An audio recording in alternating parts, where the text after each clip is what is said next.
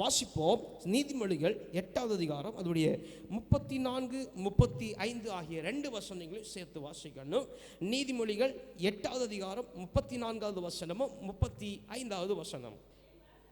என் வாசல் படியில் நித்தம் விழித்திருந்து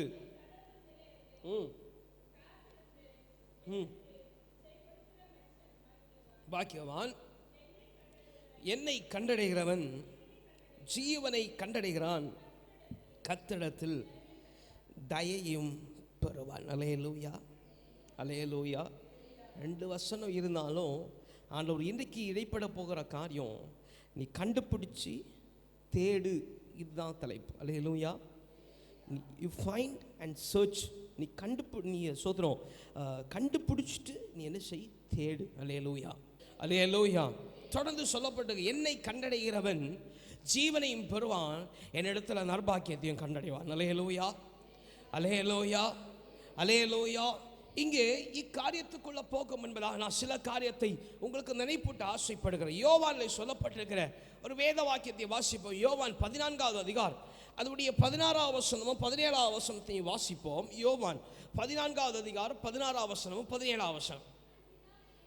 நான் பிதாவை, கர்த்தராகிய ஆண்டவர் சொல்ல, நான் பிதாவை வேண்டிக் கொள்வேன், அப்பொழுது என்றைக்கும் உங்களுடைய கூட இருக்கும்படிக்கு சத்திய ஆவியாகிய வேறொரு தேற்றரவாளனை அவர் உங்களுக்கு தந்தருளுவார். உலகத்தில் இருக்கிறவர்கள், உலகத்தில் நாட்டமுடையவர்களும் அதை காணாமல், சத்திய ஆவியானவரை காணாமல் அறியாமலும் இருக்கிறபடியினாலே அவரை பெற்றுக்கொள்ள மாட்டார்கள்.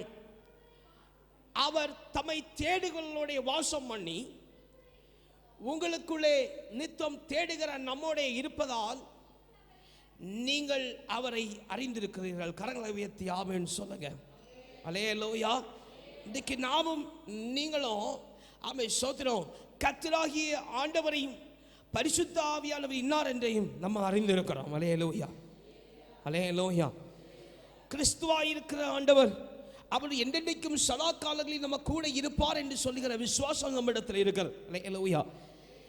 அவர் பரிசுத்த ஆவியானவர் சத்தியத்தின் பாதையில் நம்மளை நடத்துவார், நம்மளை கைடன்ஸ் பண்ணுவார் என்கிற நிச்சயம் நமக்குள்ள இருக்கு. ஆனா உலகத்தாருக்கு, இன்னும் கர்த்தரை தேடிராதவர்களுக்கு, இன்னும் கர்த்தருடைய அன்பை அறியாதவர்களுக்கு அது அறியாத ஒரு சீக்கிரட்டாய், ஒரு புதையலா தான் இருந்துகிட்டே இருக்கு. அல்லேலூயா, அல்லேலூயா. இவனமாய் வெளிப்படுத்துகிற ஆண்டவர், இவனமாய் வெளிப்படுத்தி தன்னை காண்பித்த ஆண்டவர், அவர் என்றென்றைக்கும் நம்மோட கூட இருக்கிறார். அல்லேலூயா. நம் செய்கைகளும் கூட இருக்கிறார். வேதவசனம் சொல்லுகிறப்ப நம் போக்கிலும் நம் வரத்திலும் கர்த்தர் கூட இருக்கிறார். அல்லேலூயா.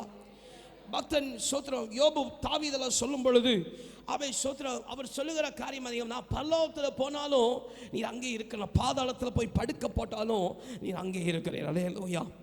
உமக்கு மறைவாய் நான் எங்கே போவேன் என்கிற கேள்வி அங்கே முன்வைக்கப்படுகிறார். அல்லேலூயா, அல்லேலூயா. இவனமான கேள்வி முன்வைக்கப்பட்டதுன்னா நம் இருதயத்தின் யோசனையும் எண்ணத்தையும் கர்த்தர் ஆராய்ந்து அறிந்து பார்த்தவராக இருக்கிறார். அல்லேலூயா.